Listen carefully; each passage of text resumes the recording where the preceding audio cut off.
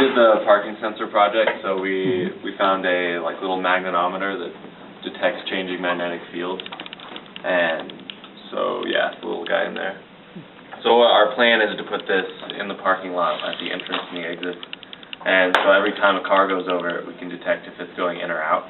So we could increment a count so you could know how many cars are in the parking lot and how many spots are open.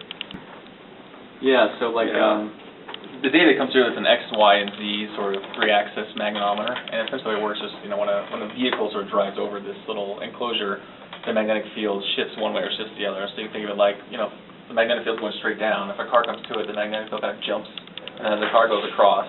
And as soon as it gets across, the magnetic field kind of, moves and jumps back to the middle. So these have wireless XBs on them. They're the Pro models, so they have a range of 1 mile with a right receiving antenna. So they go pretty far.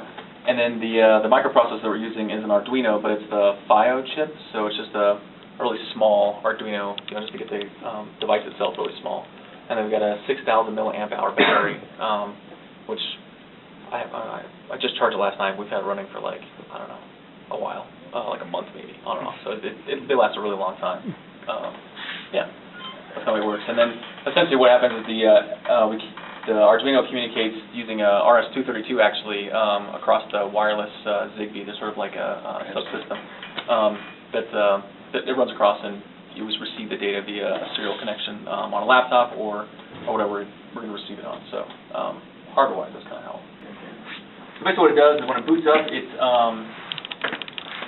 sits there and calibrates itself to whatever the magnetic field is at this location, because depending on how high it is or how low it is or where it is, the field's different, so you can't just put a nominal value in there essentially. So what I'm doing here is remoting into the Raspberry Pi, which I also wrote a script that when it boots up, it's headless, so I can't figure out what its IP address is. We're doing this via Wi-Fi, so I have it send me a text message.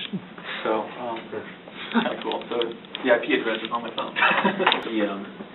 Yeah, he said that's how it works. So okay, so it's not a car, so it goes roll over top of it, and it says car heading in, and go the opposite way, and it says car heading out. Huh. Very nice. Good. Oh, this is coming from your Raspberry Pi. Yeah, so this is streaming, via the Raspberry Pi. The data is coming from there. Yeah, so data hits this is the receiving end of the XB, and this is the Pi set up over here.